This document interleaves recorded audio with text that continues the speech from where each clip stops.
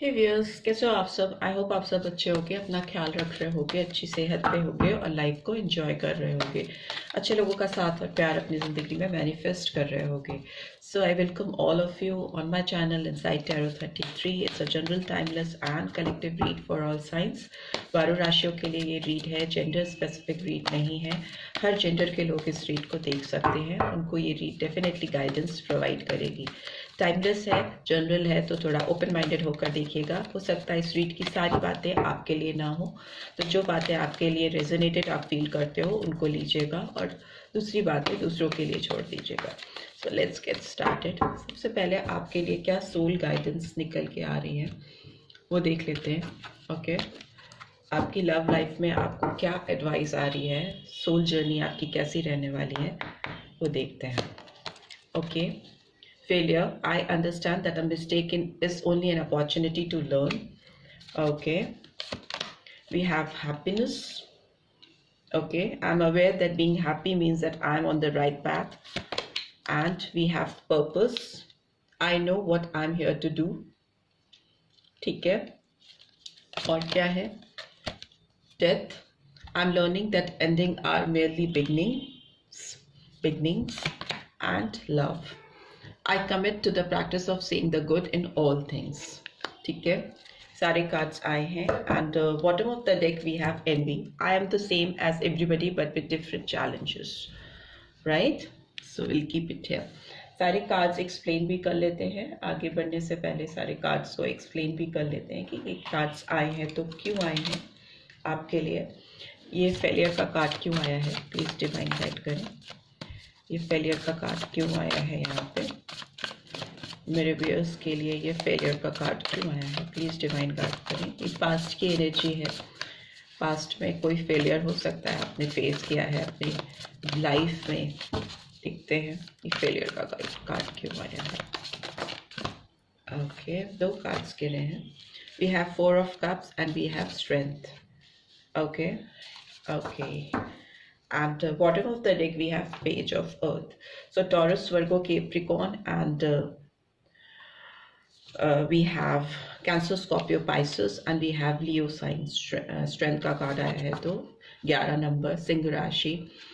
नवंबर month important हो सकता है and April month also important. May भी हो सकता है आपको इसलिए बहुत डिसअपॉइंटमेंट फील हो रहा है या बहुत डिस्ट्रैक्टेड आप फील कर रहे हो। पास्ट की एनर्जी है तो मे बी पास्ट में बहुत ज़्यादा कर रहे थे और अभी भी उसका इम्पैक्ट है आपकी ज़िंदगी में कहीं ना कहीं, क्योंकि आपने जिनसे जो चीज़ें एक्सपेक्ट की थी वो चीज़ें आपको नहीं मिली। ठीक है, आपको हो सकता है किसी ने फॉर ग्रांटेड लिया हो, आपका फ़ायदा उठाया हो, या आपको वो चीज़ें नहीं दी हैं जो आप इस किसी पर्सन से एक्सपेक्ट कर रहे थे, या ज़िंदगी में आप जो चीज़ें एक्सपेक्ट कर रहे थे इन जनरल वो आपको वैसी टर्न अप नहीं हुई। अगर आप किसी चीज़ पे एफर्ट डाल रहे थे या किसी चीज़ के लिए तैयारी कर रहे थे या आप किसी रिश्ते पे बहुत दिलो जान से लगे हुए थे, गहराई में डूबे हुए थे और उस पर अपना 100% आप दे रहे थे, तो आपको इस पर्सन ने कहीं ना कहीं डिसअपॉइंट किया है और and they have taken you for granted, आपका एडवांटेज लिया है।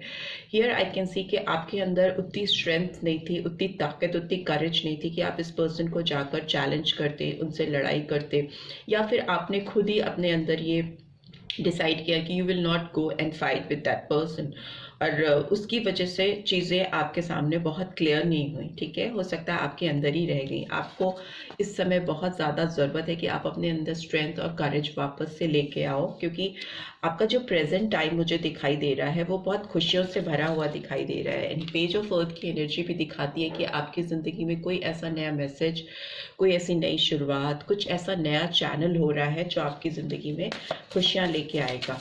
Y this happiness card is here, please divine guide करें। हैप्पीनेस का कार्ड क्यों आया है? Okay, 7 of fire. Okay, and bottom of the deck we have page of air.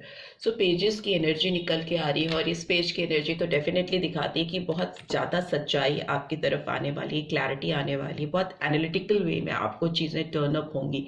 केवल बातें ही बातें नहीं होंगी बल्कि फैक्ट्स एंड फिगर्स भी आपको मिलेंगी चीज़ों के। एंड मुझे लगता है आप जिस पर्सन के बारे में सोच रहे हो या जिनसे अपनी फीलिंग्स को रेजिस्ट कर रहे हो, हटा रहे हो, अपनी ज़िंदगी से हटाने की कोशिश कर रहे हो, वो पर्सन आपके लाइफ में कुछ क्लैरिटी लेकर आना चाहते हैं, कुछ क्लैरिटी देना चाहते हैं आपको इस रिश्ते में।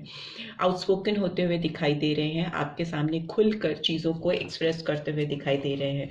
इस पर्सन को मे बी चैलेंजिंग लग रहा है आपके सामने आकर आपको कुछ डिटर्मिनेशन के साथ कमिट करना या आपको कुछ बताना, बट फॉर श्योर हैप्पीनेस को ये कार्ड रिवील कर रहा है। तो इस पर्सन की रेजिस्टेंस इनको रोक नहीं पाएगी, क्योंकि इनकी खुशियाँ इनको लग रहा है सही ट्रैक पे ले जाने का रास्ता दिखा रही हैं, और वो ट्रैक कहीं ना कहीं आपकी तरफ आता है। And why this purpose card is here, purpose का कार्ड क्यों आया है? Okay, again we have page of air. Okay, so Gemini, Libra, Aquarius, Aries, Leo, Sagittarius sign is here. So मुझे लगता है इस रिलेशनशिप में इस पर्सन को, अगर आप किसी पर्सन को डेफिनेटली अपने दिमाग में रख कर देख रहे हो, तो ये पर्सन आपकी तरफ कुछ क्लैरिटी ऑफ थॉट्स लेके आ रहा है, यू नो, सच्चाई, ट्रुथ। और उनको लग रहा है ये पर्पस उनका सॉल्व भी तब होगा जब वो आपके सामने आकर आपको सच्चाई बताएंगे, आपको क्लैरिटी डेफिनेटली देना चाहते हैं। इनकी लाइफ का पर्पस इनको कहीं ना कहीं समझ में आ रहा है, इस रिलेशनशिप का क्या महत्व है इनके जीवन में। ओके, जब आप किसी चीज़ के वैल्यू करते हो ना, जब आप उसका इम्पोर्टेंस आपको समझ में आता है, तो आपको राइट पर्पस ऑब्वियस हो जाता है, आपको समझ में आ जाता है कि आप दोनों मिले क्यों हो, रीज़न क्या है आप दोनों के मिलने का, क्या जेन्युइन फीलिंग्स हैं आपकी एक दूसरे के लिए। तो वो इस पर्सन को क्लियर होती हुई दिखाई दे रही है, काफ़ी ट्रुथफुल एनर्जी आ रही है इस पर्सन की, और क्लैरिटी आती हुई मुझे दिखाई दे रही है। सारी कार्ड्स हैं, can not take it, but yes ये आपको एक क्लियर पर्सपेक्टिव ज़रूर देंगे। पर्पस इनका बहुत क्लियर होता हुआ दिखाई दे रहा है। Why this death card is here, death का कार्ड क्यों आया है? We have emperor, Aries sign importantly आया है, and we can also see scorpion sign, वृश्चिक राशि। एम्परर का कार्ड दिखा रहा है कि जो हर्डल है इस रिलेशनशिप का अंत ही इसीलिए हुआ है क्योंकि इस पर्सन के अंदर बहुत ज़्यादा ईगो है, बहुत ज़्यादा घमंड है, गुरूर मुझे दिखाई दे रहा है। ये पर्सन अपने आप को बहुत ऑर्गेनाइज समझते आए हैं, इनके अंदर बहुत ज़्यादा लीडरशिप क्वालिटी मुझे दिखाई दे रही है। ये चीज़ों को बहुत स्ट्रक्चर्ड वे में करना चाहते हैं। अगर कोई चीज़ जरा सा भी मेसी है या चीज़ें बहुत क्लियर नहीं इनको दिखाई देती, तो वो उससे किनारा करने ही बेटर समझते हैं, समझती हैं। सो मे बी हो सकता है पास्ट में जब आपका रिलेशनशिप स्टार्ट हुआ तो उसकी फेलियर का रीज़न ही यही था कि क्योंकि कोई चीज़ जब शुरू होती है तो वो इतनी स्ट्रॉन्ग, इतनी कॉन्फिडेंट नहीं दिखती। तो मे बी इस पर्सन को लगा था कि इस रिलेशनशिप का फ्यूचर नहीं है, ग्रोथ नहीं है, उतनी स्ट्रॉन्ग नहीं है, और इनकी आदत है हर चीज़ को बहुत स्ट्रांगली देखने की, एक्सेप्ट करने की। जो चीज़ इनको बहुत सॉलिड दिखाई देती है उसकी तरफ ही ये स्टेबल होते हैं, और ये चीज़ कहीं ना कहीं इस पर्सन की लाइफ में अच्छे लोगों का साथ और प्यार लाने में हर्डल क्रिएट करती है। बिकॉज ये हर एक चीज़ को अपने ही नज़रिए से देखते हैं, इनका अपना जो पर्सपेक्टिव है उसी से चीज़ों को देखते हैं, समझते हैं और चलाने की कोशिश करते हैं। दूसरे की पर्सपेक्टिव्स की वैल्यू उतनी नहीं करते हैं, या उनको they take others for granted. उनको उनकी चीज़ों को जो इनको रखना होता है वो रख लेते हैं, अपनी कन्वीनियंस के हिसाब से ये रिलेशनशिप बिल्डअप करते हैं या करती हैं। इस वजह से हो सकता है इस रिलेशनशिप में पास्ट में एंडिंग हुई है, चीज़ें ख़त्म हुई हैं, या फेलियर आया है इस रिलेशनशिप में। लेट्स सी आगे लव का कार्ड क्यों आया है, प्लीज डिवाइन गाइड करें। ये लव का कार्ड क्यों आया है इस रिलेशनशिप में? Okay, chariot.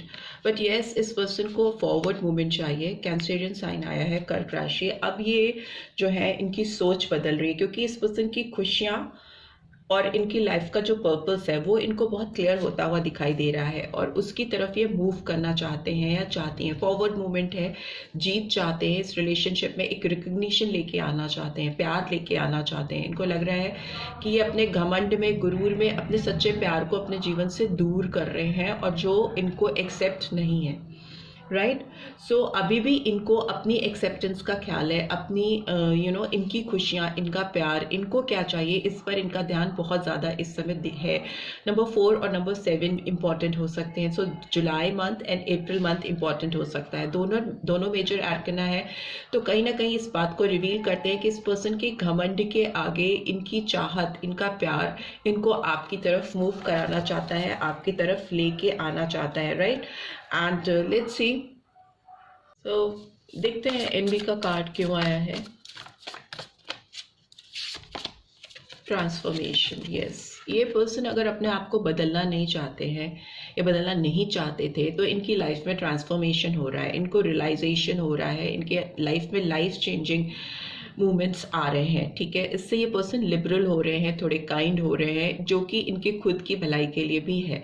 इस बदलाव इनकी ज़िंदगी में मस्ट है, क्योंकि अगर ये अपने अंदर बदलाव नहीं लाएंगे तो ये सबसे बड़े दुश्मन अपने आप के हो जाएंगे।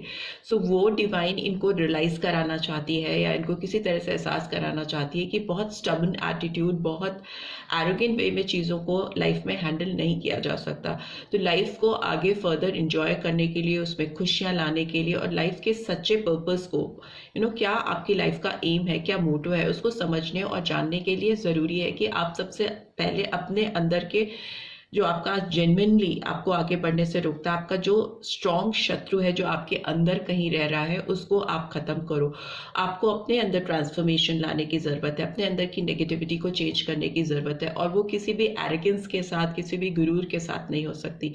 हम्बलनेस लाना, पोलाइटनेस लाना और चीज़ों को एक बदलते टाइम के साथ एक्सेप्ट करना, वो बहुत मस्ट है, वो बहुत ज़रूरी है। तो इस पर्सन की जो एनवी है, जो इनकी फाइट है, वो मे बी इनका जो सबसे बड़ा चैलेंज है वो खुद का, इनका अपने साथ से है, जो अब बदलता हुआ दिखाई दे रहा है, ट्रांसफॉर्म होके दिखाई दे रहा है, होता दिखाई दे रहा है। ये वृश्चिक राशि आई है, 7 नंबर फिर से आया है, बहुत इंपॉर्टेंट हो सकता है जुलाई मंथ, राइट। सो इस पर्सन की लाइफ में जो चेंजेस आने वाले हैं वो बहुत लाइफ चेंजिंग है, और ये आपकी वैल्यू को समझ रहे हैं। उसी वजह से जो रियलाइजेशन इस पर्सन को हो रहा है वो इनको इनके प्यार की तरफ लेके जा रहा है। And bottom of the deck we have king of air, जो अगेन एक क्लैरिटी को दिखाता है, ठीक है, एक सही सोच को दिखाता है, सही पर्सपेक्टिव को दिखाता है, जो आपकी तरफ आता हुआ दिखाई दे रहा है।